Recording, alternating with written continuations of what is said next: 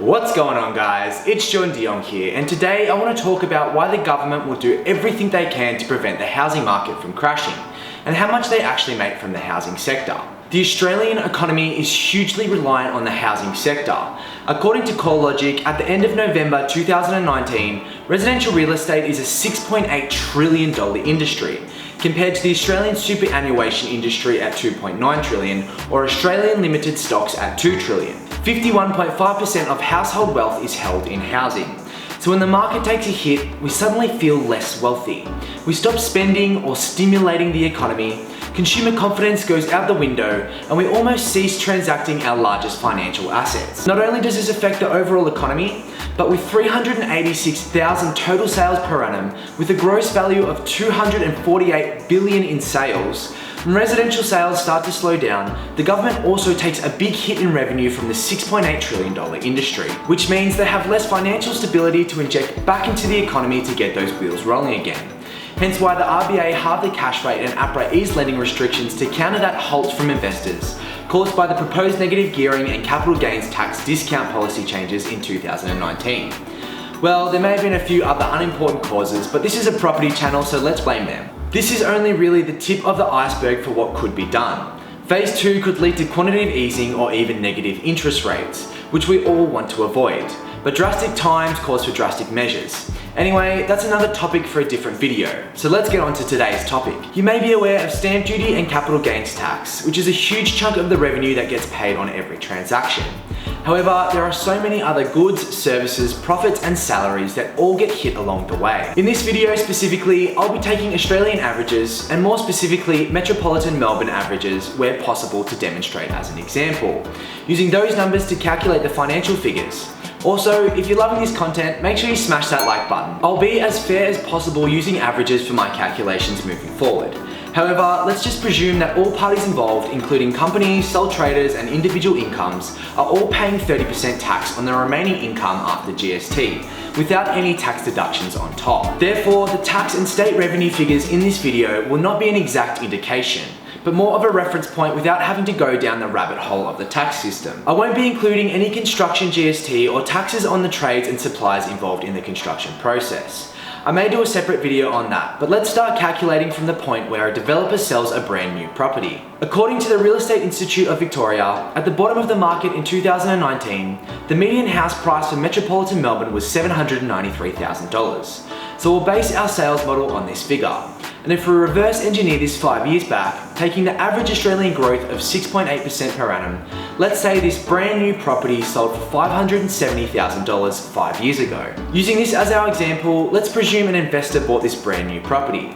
So it's purchased as an investment property and all associated taxes are applicable, including capital gains tax. When it comes to the actual sale of the property, a ton of people also take a clip throughout the process. There's agents' fees at 2.5%, so $14,250, marketing costs of $3,000, conveyancer or solicitor fees of $1,400, a lender's discharge fee of $350, home staging at $4,000, and auction fees of $600, totaling in $23,600. According to the ATO, generally selling or renting existing residential premises are input tax sales and do not include GST. However, if the residential premise is considered new, it's a taxable sale and GST is applicable. So on that $570,000 initial sale, the ATO gets a minor GST revenue of $51,818.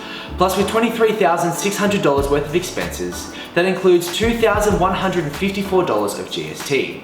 And 30% tax on the remaining $21,455 is $6,437. Totaling in $60,400 of revenue for the ATO. Now it's the buyer's turn to pay, and their biggest cost is stamp duty, which goes to the State Revenue Office. And for the $570,000 price tag, it comes to a total of $29,270. On top of this, the buyer also has to pay a transfer fee of $1,433 and a mortgage fee of $120. as well as all the other associated costs, such as solicitor or conveyancer fees at $1,400, a building and pest inspection at $450, mortgage registration fee of $200, a loan application fee of $500, a potential 90% mortgage insurance of $12,722, and their portion of the council and strata rates, say $500. And let's throw in a buyer's agent, since this is for an investor, at 2% commission, that's $11,400, totaling in $28,725. Breaking this down, that's $2,611 of GST, and 30% tax on the remaining $26,144 is $7,834. In total, this is $39,715 worth of tax and stamp duty out of the buyer's pocket. For this initial sale, this is a total of $100,115 of revenue for the ATO and State Revenue Office, let alone all of the jobs that's provided for construction workers, lawyers, office staff and sales teams, who now have income to inject back into the economy. 5 years on, the value of the property has now grown to $793,000, and the investor wants to sell the property to lock in the $223,000 worth of growth. This is when capital gains tax comes into play. The 12-month ownership rule applies here, so we get a 50% discount on the capital gains tax. So we're only getting taxed on the $111,500. The average Victorian income is $83,616, so we'll use this as the current taxable income, which means the capital gains tax payable is $44,407. On top of this, the investor, now being the seller, has to pay all of the selling costs incurred previously. We'll use the same numbers here. The only costs that will change will be the agent selling fees, remaining at 2.5% for that $793 price tag. They would be getting a $19,825 commission. All up, the total resale costs come in at $29,175. $2,652 of which is GST, and of the remaining $26,522, taxed at 30%, that's $7,957. In total, including capital gains tax, that's $55,016 of revenue for the ATO. The new buyer now gets hit with another round of stamp duty, and for the new price of $793,000, this is now $42,650. And again, all of the other purchasing costs are incurred and remain the same apart from the additional stamp duty costs, buyer's agent's fees and lender's mortgage insurance. At 2% of the purchase price, it's $15,860 of commission for the buyer's agent. And the new 90% lender's mortgage insurance is $17,700, totaling in $38,685 of outgoings for the purchaser, which includes $3,517 of GST, and 30% tax on the remaining $35,168 is $10,550. In total, this is $56,717 of tax or state revenue paid by the new homeowner. This comes in at a whopping total of $111,733 of taxes and state revenue. That's 14% of the transaction price of $793,000. This cycle then repeats itself every time a property is traded, and why the Australian economy is so reliant on the housing sector. Not only does it bring in a huge revenue to the ATO and state revenue offices, but it also provides profits for businesses and income for individuals. As stated at the start of this video, the housing sector has a gross value of $248.5 billion in sales per annum. If we take our 14% example and applied it to this number, that's just shy of $35 billion in potential taxes and state revenue. Again, all of the figures calculated in this video are not an exact indication, but more of a reference point. When the market goes through a slow period, it has a flow-on effect to many other industries, including construction, material manufacturers, retailers that sell things such as appliances, furniture, and so much more. The giants in these industries with considerable market share have to accommodate for this flow through, ensuring they can still operate on the lower turnover, and in some cases even have to descale their businesses, and this isn't good for anyone. On the plus side, the smaller players have a small window of opportunity to be more competitive with pricing, produce better alternatives, or increase efficiency faster than the giants that are now awkwardly trying to become nimble again. However, without any advantages, it could result in a bloodbath for small businesses. There's a really fine line between affordability and a complete market crash.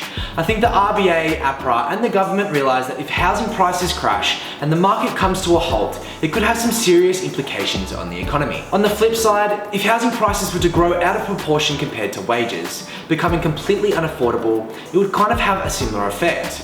Only the super wealthy would own property. It wouldn't exchange hands as regularly, and it would hinder their financial injection from the sector. I do think there will always be an affordable alternative. It might just impact our standard of living. Instead of a white picket fence with a big backyard, our homes will become a base and somewhere to sleep at night. We're already seeing this as townhouses are now quickly becoming the new entry point for first home buyers closer to our cities. This all comes down to supply and demand. We have plenty of land to accommodate supply, but it all depends on the locations that are most desirable. If it's our CBDs, we could continue to go up. If remote work becomes increasingly the new normal, we could continue to go out further. Finding a balance is essential to the health of the economy and our living standards.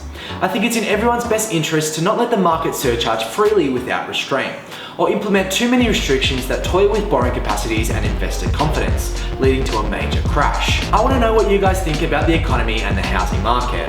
Leave it down in the comment section below. As always, seek your own professional financial, legal, taxation and property investing advice for your current situation. These videos are just my opinion and interpretation and are general in nature and should never be considered as personal advice. If you're keen for more content, make sure you subscribe and hit the notification button so you don't miss a video. And until next time, happy house hunting.